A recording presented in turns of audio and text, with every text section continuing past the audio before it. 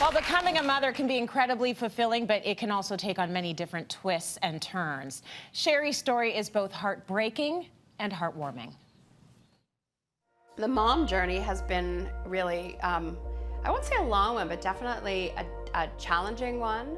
I'm not young, got pregnant very quickly, but over the course of a couple of years, was pregnant 4 times and sustained 4 losses for all different reasons. And so my partner and I decided to not foray down the path of a natural, spontaneous pregnancy, because that's what the 4 had been, and to go the route of, in fact, an egg donor. Made the decision to actually implant 2, and so I actually was pregnant with twins. It was a horrible pregnancy, and then sadly, and you know, in an ironic twist of fate, on the night that I was actually admitted to the hospital, I lost my twin B.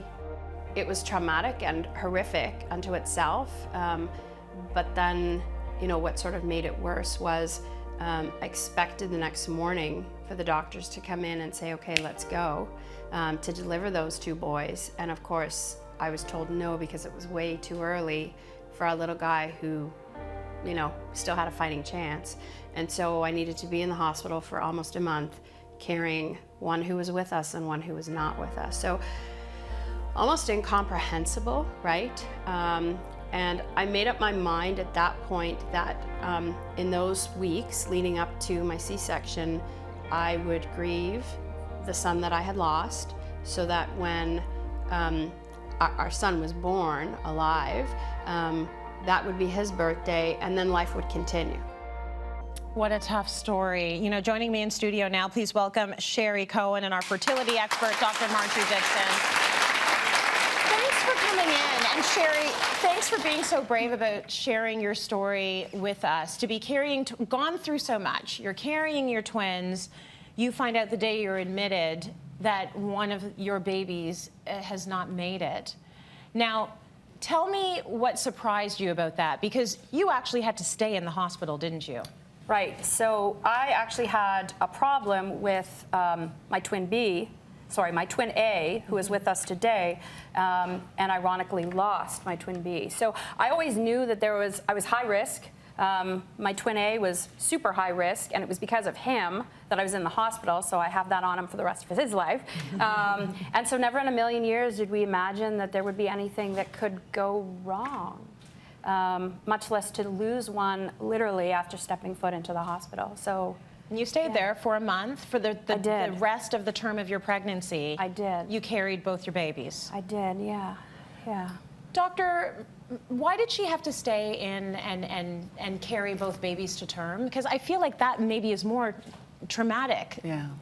So it's difficult for patients to understand that twin pregnancies can be complicated, and not all twin pregnancies are the same. There are different kinds of twins, like, you know, they're the fraternal twins, the brother, sister, brother, brother, sister, sister, 2 separate placentas, 2 separate pregnancies, 2 different eggs and 2 different sperm. And then there are the twin pregnancies that come where an egg and sperm fertilizes, and depending on when they split, they either have 2 sacs and 1 placenta, or 1 sac and 1 placenta and 2 babies in the sac. Like, there are a variety of different twins. Uteruses are infinitely safer places that are designed to grow babies as opposed to incubators. And it's best for babies to be grown to term if possible.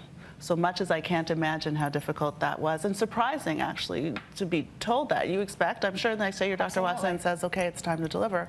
But the other baby really needed to be in utero as long as possible. And if there was no additional danger incurred by having the other twin that had passed, then the plan is to hold on to that pregnancy for as long as possible. And generally, they would induce labor or plan a cesarean section at about 38 weeks when it's term, but you don't have to go to the 41 when people are spontaneously going into labor.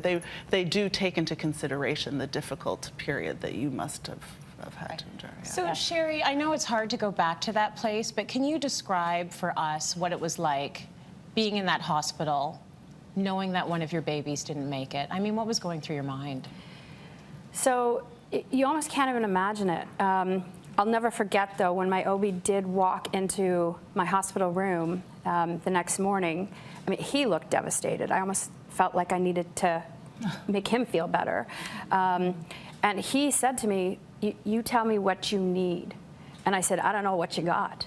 And he said, we've got a full team. We've got a grief team, and we've got religious leaders, and we've got social workers, and you tell me what you want. And I said, I want it all. And I just, in my own mind, I am a planner, and so suddenly I had a month to grieve Gabriel, my twin B, so that by the time his brother arrived, I was going to be totally fine, right? I was going to be A-okay, and I was going to be ready to be a mother for the first time at 45. Oh my God, I had no idea what I was doing. And so if I could just compartmentalize, I'd be fine. And of course, none of that actually really happened that way. Right. Yeah.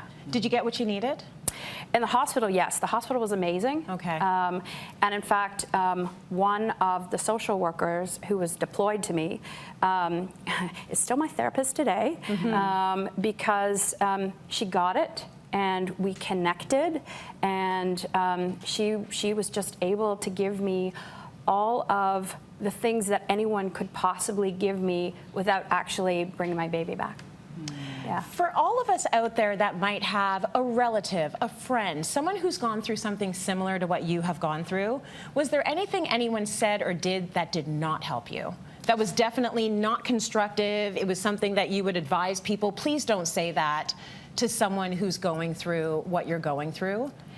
So, ironically, it's the people who said and did nothing and almost pretended like nothing had happened, right? So we had lost one of our twins, and to pretend like it hadn't happened was horrific. I mean, even to this day, I mark my son Gabriel's birthday as June 6th, because that's when I lost him.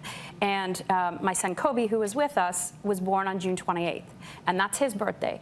And for me, that's huge, because there are very separate days for me to acknowledge these boys. And one's a bit of a sad day, and one's an extremely happy day. But, back to your question of what would you tell somebody or ask somebody not to do? Well, so nobody acknowledges June 6th.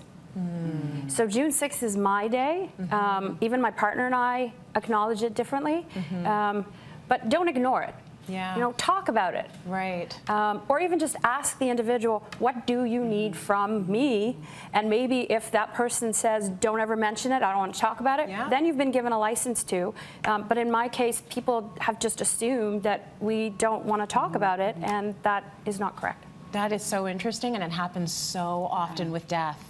And you don't know. Some people want to talk about it ad nauseum. They need to. You want to respect your child, right? But you have to ask, and I think it's probably the smartest thing that doctor did when they walked in the room and said, what do you need? Yes. And you said, what do you got? Like, give it to me.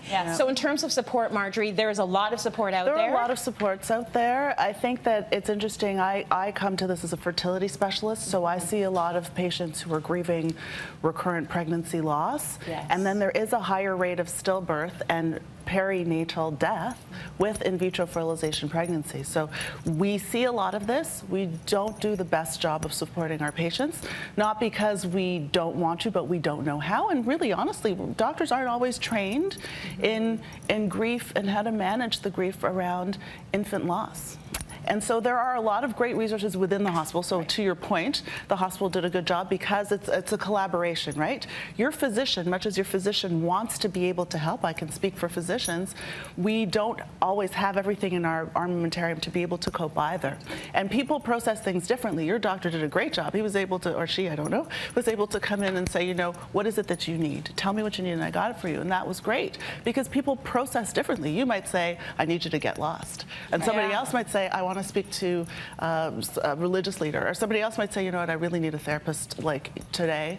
Everybody has a different need. Online supports, I actually, as we talked about during the segment, went online, and it has come full circle. There are so many supports for families, and not just for the parents, but also for siblings who potentially have lost the little kids, so who see a pregnancy and who are excited for a brother or a sister, how to deal with that. There are online forums for that, so they can write letters, say their piece, commune with other people who have had similar experiences, because this is not a frequent experience. Yeah.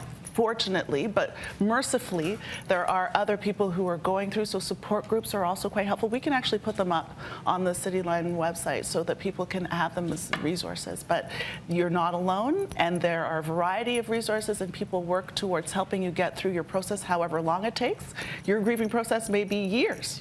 Some people's grieving process might be right as the birth comes, you're ready to go. Not everybody's the same, and take time that you need for what you need, and you don't have to apologize to anybody. That's another thing I notice, that patients will say, "Doctor, I'm so sorry to talk about it again." I'm like, well, don't be sorry to talk about it. I have never gone through what you've been through, and I congratulate you on being able to process enough to say, this is what I need in this moment.